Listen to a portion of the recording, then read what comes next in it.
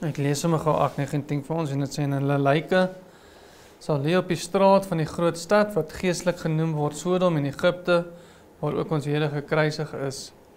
En mense uit die volke en stamme en tale en nasies sal hulle lyke 3,5 dag lank sien en nie toelaat dat hulle lyke in die graf gelê word nie.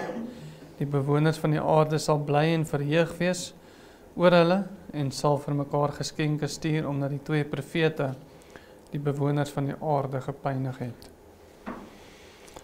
Ok, weer vers 8, en hulle lyke sal lê op die straat van die groot stad, wat geestelik genoem word Sodom en Egipte, waar ook ons Here gekruisig is. Nou terwyl die getuienis, soos ons dan nou in hierdie hoofstuk kry, die ou verbond self was spesifiek vasgevang deur die 10 gebooie binne die verbondsark wat binne die tempel was dit die profete wat daardie verbond aan die Jode gekommunikeer het en wat hulle daar ooreenkomstig gewaarsku het vir die hele periode natuurlik van die ou verbond.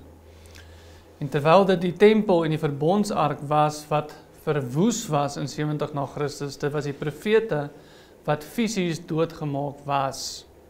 Die gebou kan natuurlik nie doodgaan nie, dit was die profete wat doodgemaak was. As gevolg van die feit dat hulle die voorwaardes van die verbond voor die Jode gehou het. Hulle het dit voor hulle gehou as 'n waarskuwing natuurlik, vir die hele periode van die Ou Testament. En die getuienis bestaan dus nie net uit die fisiese tablette binne die verbondsark of die fisiese verbondsark nie, binne die fisiese tempel nie, maar die mense wat daardie verbond ook gekommunikeer het. Hulle was die getuies van die getuienis, as jy dit dan so wil stel. Die Here se verbond, wat as 'n getuienis gedien het, en die profete wat dit gekommunikeer het as 'n waarskuwing en 'n getuienis teen die Jode, kan nie van mekaar geskei word nie. Die 2 loop hand aan hand, jy kan nie die 2 van mekaar afskei nie. As die ark van die getuienis, soos dit genoem word, die verbondsark genoem word in Eksodus 39 vers 35, nie bestaan het nie, wat sou die profete dan gebruik het as 'n basis van hulle waarskuwing? Die profete sou niks gehad het om te sê nie, want waarvoor waarsku hulle, as die verbondsark nie bestaan het nie? En as die getuienis van die profete nie bestaan het nie, wie sou die Jode gewaarsku het van dit wat binne die ark van getuienis staan? So die 2 loop noodwendig hand aan hand. Jy gaan nie 'n dominee sonder 'n Bybel kry nie. Die dominee en Bybel loop hand aan hand. Die profete en die verbond loop hand aan hand. En dit is wat ons hierso sien in hierdie hoofstuk. Die 2 gaan nie en kan nie van mekaar geskei word nie, want die 2 loop by nature hand aan hand. En terwyl die gebou van die tempel met die fisiese getuienis van die verbond daar binne verwoes was dit die profete wat dit gekommunikeer het vir die periode van die ou verbond wat doodgemaak was. Dit was die profete wat dit gekommunikeer het vir die periode van die Ou Testament wat letterlik vervolg en doodgemaak was en dan nou as jy wil op die strate van Jerusalem gelê het. Die getuienis van die verbond en die profete wat dit gekommunikeer het kan dus nie geskei word nie, nes die dominee en die Bybel nie geskei kan word van mekaar nie.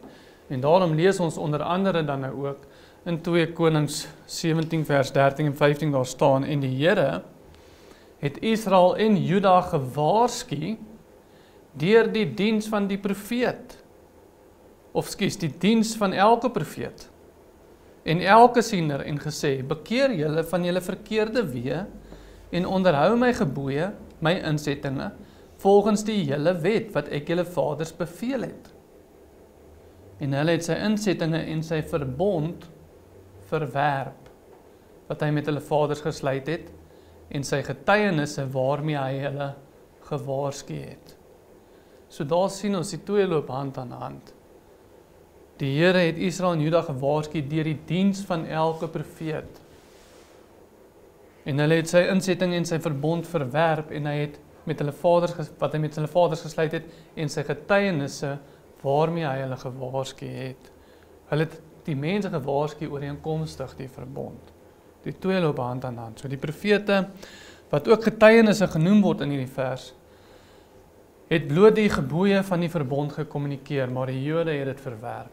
Keer op keer natuurlik. En hier behoort dit ook ooglopend te wees dat die getuienis van die profete en die getuienis van die verbond onskeibaar is van mekaar. Ons lees ook in Jeremia 11 vers 6 tot 8 daar staan, en die Here het vir my gesê, roep al hierdie woorde uit in die stede van Juda en op die strate van Jerusalem. Hoor die woorde van hierdie verbond. So daar word vir Jeremia gesê, hy moet gaan sê, hoor die woorde van die verbond. Hy is die getuienis wat getuig van die ark van getuienis, as jy dan nou wil.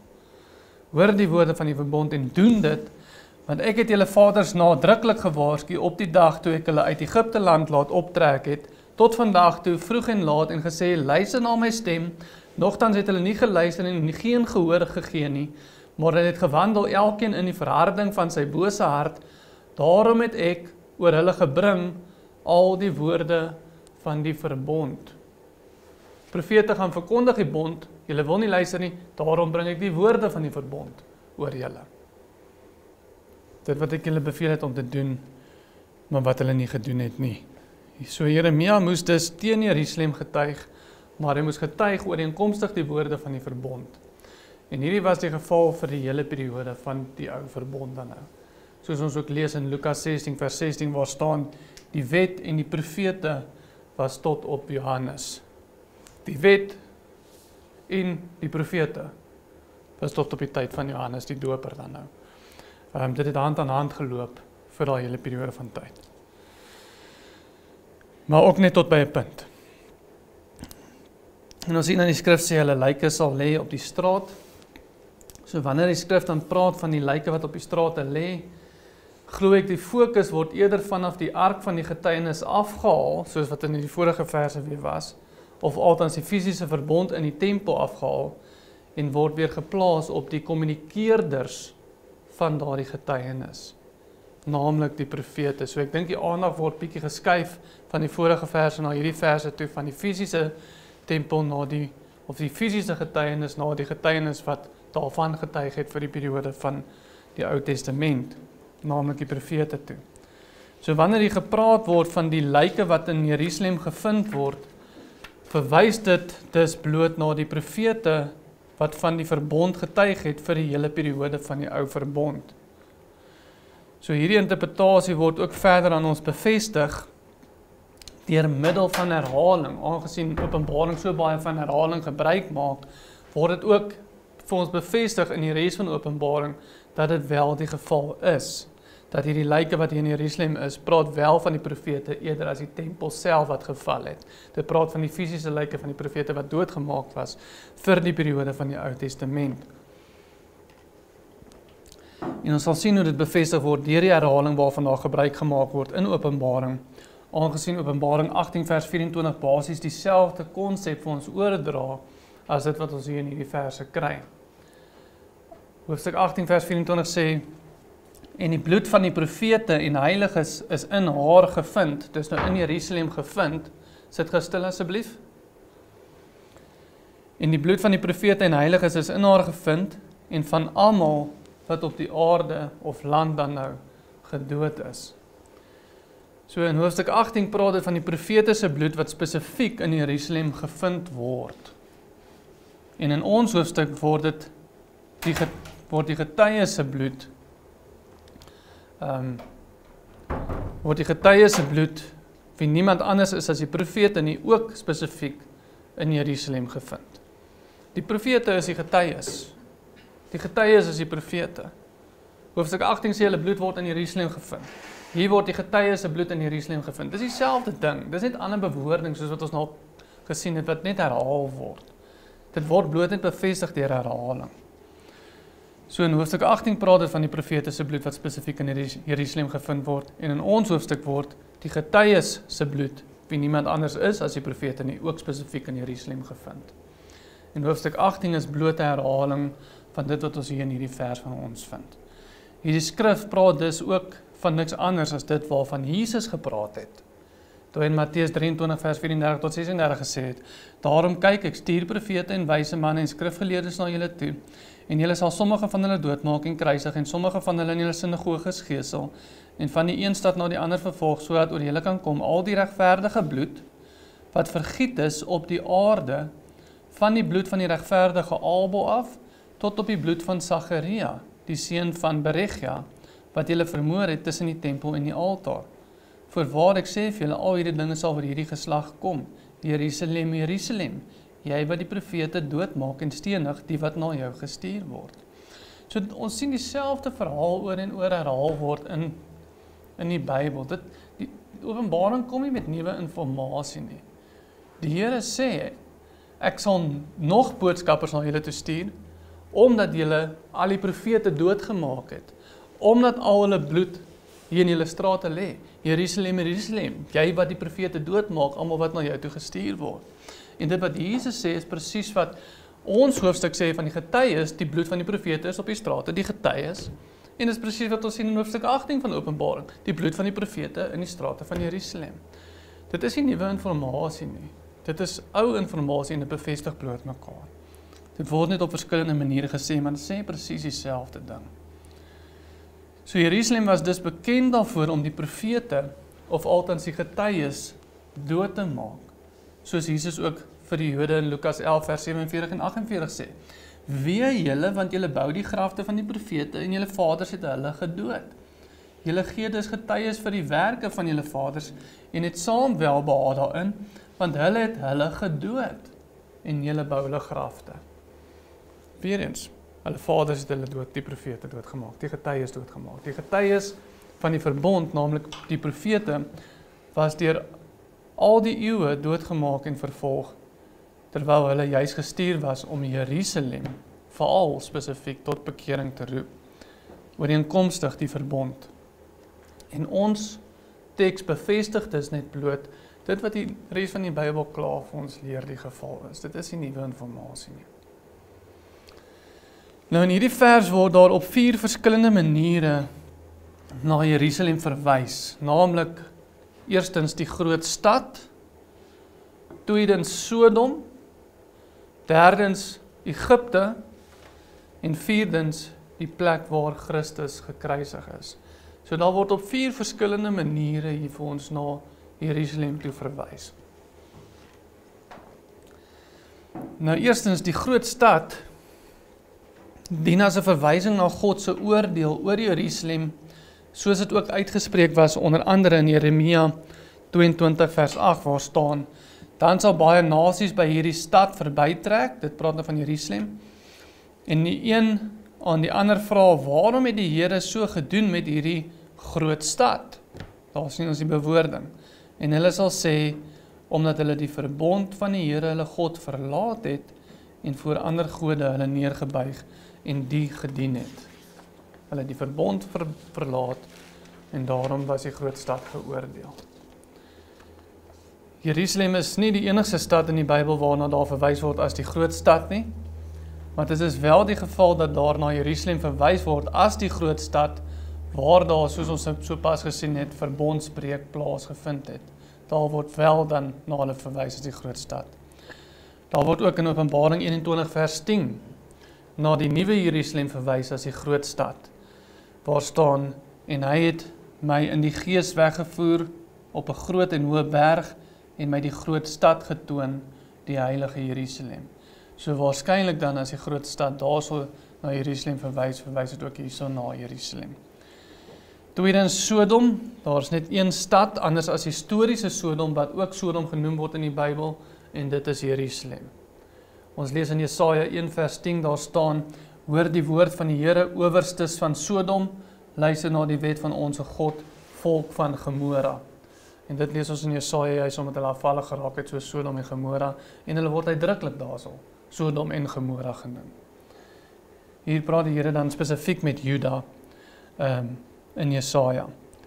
In die lied van Moses, wat ook as het getuienis gedien het, soos ons gesien het teen Israel, in Deuteronomium 31 vers 19, word daar vir ons gesê, in Deuteronomium 32 vers 32 daar staan, want hulle wingerdstok is uit die wingerdstok van Sodom, en uit die wingerde van Gomora, hulle druiwe is giftige druiwe, bitter trosse dra hulle. Nou sommige teoloë sê dit verwys na die heidense nasies, maar meeste teoloë sê dit verwys na afvallige Israel, of afvallige Juda, wanneer ook al van die verbond afwyk. Jesaja in 3 vers 8 tot 9 praat wel uitdruklik van Jerusalem, wanneer dit sê, want Jerusalem het gestruikel en Juda het geval, want hulle tong en hulle dade is teen die Here om sy oë vol heerlikheid te trotseer. Die uitdrukking van hulle gesig getuig teen hulle en hulle sonde maak hulle bekend, soos Sodom, sonder om iets weg te steek. Wee oor hulle siel, want hulle doen hulle self kwaad aan. Wee, daar word vir ons uitdruklik gesê, die verwysing tussen Sodom en Jerusalem. En dieselfde is die geval in Jeremia 23 vers 14 waar staan, maar by die profete van Jerusalem het ek gesien wat afskuwelik is, hulle bedryf oorspel en gaan om met leuns, en hulle versterk die hande van die kwaaddoeners, sodat hulle al nie bekeer, elkeen van sy boosheid nie, hulle het almal vir my geword, soos Sodom, en sy inwoners, soos Gomorra. So dit was dus algemeen in die Ou Testament, om na afvallige Juda te verwys as Sodom. Dit is nie uniek tot Openbaring nie. Openbaring steun bloot op die taal wat algemeen voorkom in die Ou Testament, veral waar Jerusalem afvallig geraak het. Josephus noem ook die feit dat Jerusalem so ver afvallig geraak het, dat indien die Romeine hulle nie sou verwoes het nie, God hulle sou verwoes het, nes hy ook Sodom verwoes het, sê Josephus. Dis hoe afvallig Jerusalem geraak het, volgens Josephus, dat as die Romeine hulle nie verwoes het, sou God hulle verwoes het, nes God ook Sodom verwoes het, sê Josephus. En derdens sien ons Egipte, soos voorheen genoem onder vers 6 van hierdie hoofstuk, die klem van die rivier wat in bloed verander, en so meer is nie om aandag na Moses as een van die getuies toe te trek nie, maar eerder na die oordele wat gepaard gegaan het met die ou verbond voorwaardes. Die waters wat in bloed verander herinner ons aan die feit dat die Here gesê het, dat hy die pla van Egipte oor die Jode sou gebring het, indien hulle van die verbond so afgewyk het. Daarom word die pla van Egipte genoem, en nie Moses of Elia en so aan uitdruklik nie. Maar die pla word genoem, want die pla is deel van die verbondsvoorwaardes, en dit trek die konnotasie terug na Egipte toe, want Deuteronomium sê vir ons uitdruklik, dat die Here die pla van Egipte oor Jerusalem sal bring, of oor Israel sal bring, indien hulle wel afvallig raak van die verbond wat die Here met hulle gesluit het. Juda het van die verbond afgewyk, en daarom word hulle nou ook gepas Egipte genoem, want die pla van Egipte het nou oor hulle gekom. Hulle word gepas Egipte genoem, aangesien Egipte se pla nou oor hulle gekom het. Daar word ook gereeld na die Jode se afvalligheid verwys in die sin dat hulle terugkeer na Egipte toe. In Hosea 8 vers 13 staan daar, slagoffers, my aangebied, offer hulle. Vleis is dit en hulle eet. Die Here het geen behaag daarin nie. Nou sal hy aan hulle ongeregtigheid dink en oor hulle sondes besoeking doen. Hulle sal teruggaan na Egipte. So Juda se afvalligheid word vergelyk met hulle wat terugkeer na Egipte toe. Ons lees ook in Hosea 9 vers 1 tot 3, daar staan, wees nie bly met gejuig o Israel soos die volke nie, want jy het gehoreer van jou God af weg, jy het hoereloon lief gehad op al die koring dorsvloer en parskyp sal hulle nie voed nie, en die mos sal hulle in die steek laat. Hulle sal in die land van die Here nie bly nie, maar Ephraim sal na Egipte teruggaan. Weereens, die terugkeer na Egipte toe verwys na hulle afvalligheid. In Jesaja 30 vers 1 tot 3 waarsku die Here hulle ook om nie terug te keer letterlik na Egipte toe nie, waar staan, weer die opstandige kinders spreek die Here wat 'n plan uitvoer, maar dit is nie uit my nie, wat 'n verbond sluit en dit is nie uit my gees nie, om sonde op sonde te stapel, wat gaan om na Egipte af te trek, en hulle raadpleeg my mond nie, om toevlug te soek onder die beskutting van Farao, en om te skuil in die skaduwee van Egipte, maar die beskutting van Farao sal julle tot skande wees, en die skuiling in die skaduwee van Egipte tot smaadheid. So die Here waarsku hulle dus om nie terug te gaan Egipte toe nie, beide letterlik en in beeldspraak word hulle gewaarsku om nie terug te keer Egipte toe nie. en verwys na hulle afvalligheid as 'n terugkeer na Egipte toe. So die realiteit is dus dat Juda wel afvallig geraak het en hulle het na Egipte toe teruggegaan en so word hulle ook gepas Egipte genoem en hulle word ook gepas soos Egipte geoordeel volgens die verbondsvoorwaardes waar daar staan dat hulle die plaag van Egipte sal kry. En daarom word hulle ook gepas hier sal Egipte genoem. En dan vierdens, indien enige van die vorige 3 name onduidelik was oor wie daarna verwys word, word die 4de verwysing gemaak om enige twyfel te verwyder indien daar nog twyfel sou gewees het. Daar is net een stad waar Christus gekruisig was en dit is Jerusalem. Histories was Jerusalem die plek waar die profete doodgemaak was, sowel as die plek waar Jesus ook gekruisig was. En die Here bevestig beide hierdie punte in Lukas 13 vers 33-34 waar hy sê, maar ek moet vandag en môre en die volgende dag verder gaan, want dit kan nie gebeur dat 'n profeet buitekant Jerusalem omkom nie. Jerusalem, Jerusalem, jy wat die profete doodmaak en die wat na jou gestuur is stenig. Hoe dikwels wil ek jou kinders bymekaar maak, soos 'n hen haar kuikens onder die vlerke, en julle wou nie. So dit behoort dus ooglopend te wees dat die getuies wat dood lê in die straat bloot net 'n verwysing is na die profete van die ou verbond, wat herhaaldelik deur die Jode vervolg was, spesifiek in Jerusalem. Almal kyk met sulke slaperige oë na my. Ek sal my stem toe probeer verander.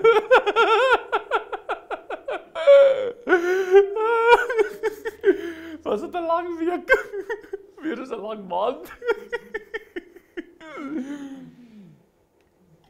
Ek sal my koffieblik so in die ronde steek.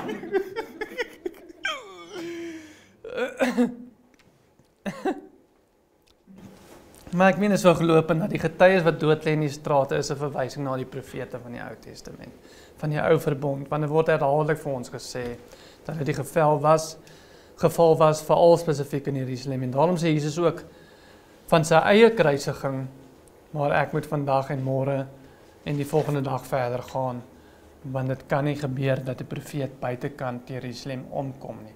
Menende dit was die norm dat profete in Jerusalem omgekom het. Vers 9 en 10 sê dan, en mense uit die volke en stamme en tale en nasies sal hulle lyke 3,5 dag lank sien en nie toelaat dat hulle lyke in die graf gelê word nie. Die bewoners van die aarde sal bly en verheug wees oor hulle en sal vir mekaar geskenke stuur omdat die 2 profete die bewoners van die aarde gepynig het. Ek het nog 'n 2 blaaie oor. Nou die vraag kan weer gevra word of hierna die finale verwoesting van die getuienis verwys word, in die sin dat die verbondsark en die tempel dan afgebreek word, waarbinne die ark van getuienis dan nou ook was, of verwys dit na die hele periode van die tyd waarbinne daardie getuienis gelewer was, van die verbond, deur die hande van die profete. En ek glo net soos die 1260 dae, of althans die 3,5 jaar, soos ons daarvan gelees het in vers 3, 'n verwysing was na die onvolmaakte periode van tyd van die ou verbond. So word die onvolmaakte nommer van 3,5 dag lank ook gebruik as 'n verwysing na 'n periode, na dieselfde periode van tyd. Iets wat ons wel met sekerheid kan sê in lig van die simboliek, nie net in hierdie hoofstuk nie, maar in die hele boek van Openbaring, en veral met betrekking tot al die nommers waarvan daar gebruik gemaak word in Openbaring, is dat hierdie getal nie letterlik bedoel word nie. Daar is bitter min nommers in Openbaring wat wel letterlik bedoel word. Meeste van die nommers in Openbaring is simbolies, en veral in hierdie hoofstuk het ons gesien is dit simbolies. En hierdie is nie die uitsondering wat ons hierso dan nou kry nie. Aangesien daar wel 'n periode van tyd gegee word, 3,5 dae, dit word vir ons gegee, en aangesien dit wel vir ons gegee word, verteenwoordig deur die onvolmaakte nommer van 3,5, verwys dit waarskynlik nie na die enkele geval van die verwoesting van die tempel, of althans die verbond binne in die verbondsark nie, maar na die hele periode van die ou verbond, wat 'n onvolmaakte periode van tyd dan nou was, waar binne die getuienis gelewer was. So ek dink hierdie 3,5 dae, waar hulle lyk op die strate gelê het, verwys na die hele periode van tyd van die getuies, waar die profete juist vir daai hele periode doodgemaak was, in die strate van Jerusalem dan. En ek dink hierdie nommer word spesifiek gegee om daai konnotasie terug te trek, eerder as om dit te hou by die tempel self wat op 'n enkele dag geval het. Dis nie om 'n enkele dag of 'n enkele gebeurtenis vas te vang, dis iets om iets vas te vang wat in 'n periode van tyd gebeur het. In daai 3,5 dae daarna as jy wil. Nou wat ons in hierdie tweede vers, of 2 verse vind, al 2 verse altans, dis hoekom ons al 2 saam hanteer, en die rede hoekom ons al 2 verse saam hanteer, is dat beide die heidense nasies, sowel as die afvallige Jode, in hierdie 2 verse verteenwoordig word. So jy het 2 groepe wat hier verteenwoordig word, en daarom haal ons ook al 2 verse gelyk aan. Ons sien dus beide die heidene, sowel as die Joodse volk, se reaksie, al 2 se reaksie, op die dood van die getuies van die ou verbond. Eerstens behoort dit ooglopend te wees dat die mense uit die volke en stamme en tale en nasies, soos dit hier genoem word, die heidense nasies verteenwoordig, en tweedens die bewoners van die aarde, soos ons dit in die tweede versie nou dan kry, verwys weer na die afvallige Jode. Waar dan na hulle verwys word as die bewoners van die aarde. In Openbaring 3 vers 10 het ons hier dieselfde frase gesien, bewoners van die aarde. Daar het ons gelees, omdat jy die woord van my lydsaamheid bewaar het, sal ek jou ook bewaar in die uur van beproewing wat oor die hele wêreld kom, om die bewoners van die aarde op die proef te stel. En ons weet Openbaring is spesifiek teenoor die Jode. Dit is teen die uur van beproewing wat oor die bewoners van die aarde kom, om hulle op die proef te stel. Dit verwys na die Jode. En soos ons daar gesien het, kan bewoners van die aarde vertaal word as bewoners van die land. Dis die Griekse woord gai. Dit is nie die woord kosmos in die Grieks wat gewoonlik verwys na die hele aardbol nie. Dis die woord gai. En dien spesifiek binne daardie konteks as 'n verwysing na die Jode wat op die proef gestel sou word. Die bewoners van die aarde of die bewoners van die gai, die bewoners van die land. Ons het ook te doen gehad met die bewoners van die aarde of die bewoners van die land in hoofstuk 6, waar dit ooglopend 'n verwysing was na die afvallige Jode wat die profete vermoor het en die maat van hulle sondes volgemaak het. Daar het ons gelees van die gelowiges, of althans die getuies van die ou verbond, waarvan ons ook hier lees, en hulle het gevra in Openbaring 6 vers 10, hoe lank, o heilige en waaragtige Heerser, oordeel en wreek u nie ons bloed op die bewoners van die aarde nie. En dis die gelowiges wat dit vra, dis die profete wat dit vra, dit is die getuies wat dit vra. Nie waar nie? Hoe lank, o heilige en waaragtige Heerser, oordeel en wreek u nie ons bloed op die bewoners van die aarde nie. Alles pas by mekaar in, want hulle bloed moet gewreek word. Hoekom? Want hulle bloed lê op die strate van Jerusalem. Hoe lank? 3,5 dae, die hele periode van die ou verbond. Want hulle was die getuies gewees. Dis hulle bloed wat daar lê. So alles pas in by mekaar, word miskien op bietjie anderste maniere gesê, maar die hele ding pas perfek by mekaar in.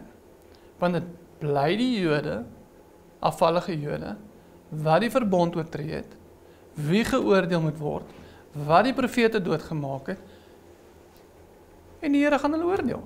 Dit is letterlik hoe eenvoudig dit is. Die hele Bybel ondersteun dit keer op keer. Openbaring het baie beeldspraak, maar dit bevestig bloot net dieselfde punte vir ons as dit wat ons in die res van die Bybel kry. So daar waar hulle vra, en daar sien ons ook spesifiek die bewoording bewoners van die aarde, dit sien ons ook hierso. Hoekom hulle praat van dieselfde mense? Omdat jy die woord, hoe lank, o heilige en waaragtige Heerser, oordeel en wreek u nie ons bloed op die bewoners van die aarde nie. En hier sien ons weer die bewoners van die aarde in ons teks. En hulle is bly oor die profete wat doodgemaak was. Want hulle was nog altyd bly vir die 3,5 dae of die onperfekte periode van die Ou Testament. Daar word oral sulke nuggets ingegooi om die konnotasies heen en weer te trek. En daar sien ons bewoners van die aarde, hier sien ons bewoners van die aarde, ons sien in die begin van Openbaring die bewoners van die aarde. En die bewoners van die aarde is niemand anders as die wat die bloed laat vloei het in die strate van Jerusalem. So aangesien daar in ons tekstes na die afvallige Joodse volk verwys word, maak dit ook meer sin dat hierdie verse na die getuienis van die hele ou verbondperiode praat. Eerder as die val van die tempel. Aangesien selfs die afvallige Jode nie bly was dat die tempel verwoes was nie. So, hierdie gedeelte kan nie praat van die tempel nie. Die twee getuies wat nou dood lê op die strate, dit kan nie praat van die fisiese gebou wat afgebreek was nie, want selfs die afvallige Jode wou nie gehad dat die tempel moes afgebreek word nie. Die afvallige Jode het beklei sodat die tempel nie afgebreek word nie. Maar hulle was wel bly oor die profete wat doodgemaak was. En dit bewys net weer eens die feit dat hier nie gepraat word van 'n enkele gebeurtenis van die tempel en die verbondsark wat afgebreek was nie, want die afvallige Jode wou nie gehad het dit moes afgebreek word. Hulle was nie bly daaroor nie. Hulle het verdedig, maar hulle was wel bly oor die getuies van die hele periode van die Ou Testament. So hierdie bevestig bloot net ons interpretasie dat hierdie 3,5 dae verwys na die hele periode van die Ou Verbond, nie die tydperk waarin die tempel geval het nie. En nie die tempel self wat ook as 'n getuienis gedien het nie, of waarop die profete hulle getuienis gebaseer het nie. Want die Jode, afvallige Jode was bly oor hierdie goeters. En hulle was nie bly oor die val van die tempel nie, maar was wel bly oor die mense wat getuig het van dit wat in die tempel gestaan het.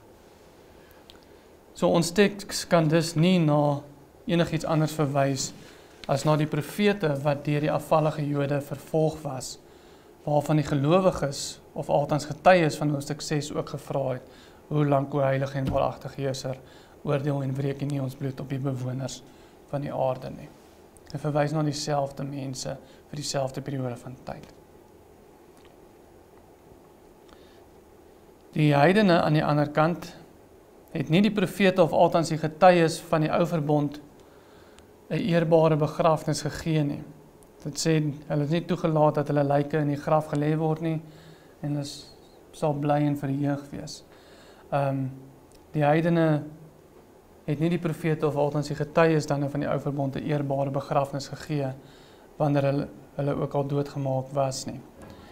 En die Jode was weer bly wanneer hulle doodgemaak of vervolg was. Dus nou typies die geskenke stuur, hulle was bly gewees wanneer die profete doodgemaak was, en die heidene het weer nie hulle 'n eerbare begrafnis gegee nie.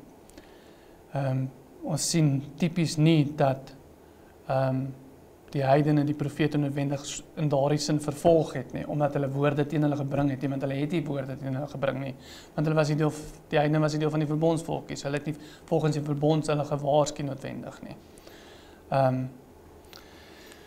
So dit was die algemene houding teenoor die profete vanaf die heidene sowel as die Jode. Nou tradisie leer ons dat Jeremia onder andere dan gestenig was in Egipte. Die Bybel sê niks daaroor nie, maar Christelike of vroeë kerk tradisie leer ons dat Jeremia gestenig was in Egipte.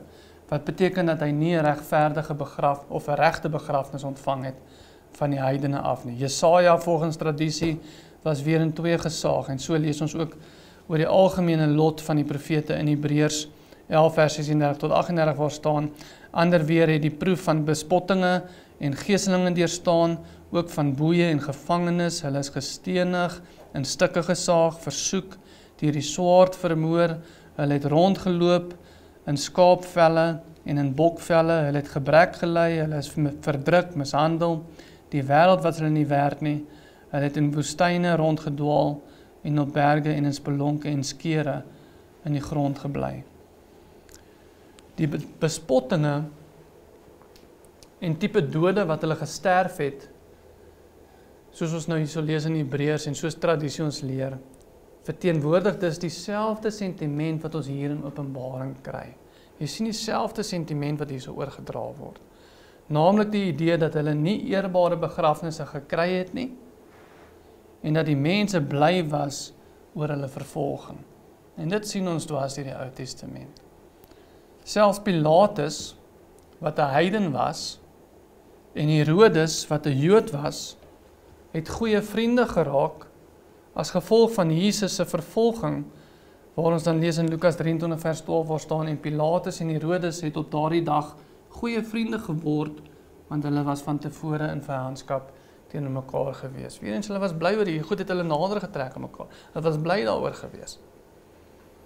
Ons vind ook dieselfde sentiment van dit wat ons hier kry in Openbaring in Psalm 79, met betrekking tot die Here se knegte wat vervolg was. En daar lees ons in verse 1 tot 3 daar staan, o God, heidene het gekom, so praat nou van mense van buite af, in u erfdeel, hulle het u heilige tempel verontreinig, Jerusalem tot puinhope gemaak, hulle het die lyke van u knegte aan die voëls van die hemel tot spys gegee. Knegte natuurlik mense wat die Here gevolg het, mense tipies profete dan. Hulle het die lyke van die knegte aan die voëls van die hemel tot spys gegee, die vlees van die gunsgenote aan die wilde diere van die land. Hulle het hulle bloed rondom Jerusalem soos water uitgegiet, sonder dat hulle iemand begrawe. So dit was 'n algemene sentiment in die Ou Testament al, soos die psalmskrywer skrywe. Heidene het ingekom, hulle het die knegte doodgemaak, so het hulle bloed gevloei het, soos water by Jerusalem, en hulle het hulle nie begrawe nie. Dit is nie 'n nuwe sentiment wat hier vasgevang word in Openbaring nie. Dis 'n ou sentiment. Die heidene het hulle nie begrawe nie, soos wat ons skrif ook sê. En dwars deur die Ou Testament sien ons, die afvallige Jode was weer bly. Nou, dit sê nie noodwendig hulle het geskenke gestuur nie, maar die sentiment wat oorgedra is dat hulle bly is met mekaar. Dat hierdie profete uiteindelik dood is. So die heidene het nie die liggame begrawe nie, soos histories die geval ook was, en deur Psalm 79 bevestig word, en die Jode was nog altyd bly, wanneer hulle ook al van die profete ontslae kon raak. Die sentiment wat dus vasgevang word hier in Openbaring, was ooglopend nog altyd die geval vir die hele periode van die Ou Testament, of die Ou Verbond. Beide vanaf die Jode af, sowel as die heidene af, soos ons lees in Psalm. Openbaring kom nie met nuwe informasie nie. Dit bevestig bloot net dit wat al klaar gebeur het. Maak dit sin? En dit is daai 3 verse dan.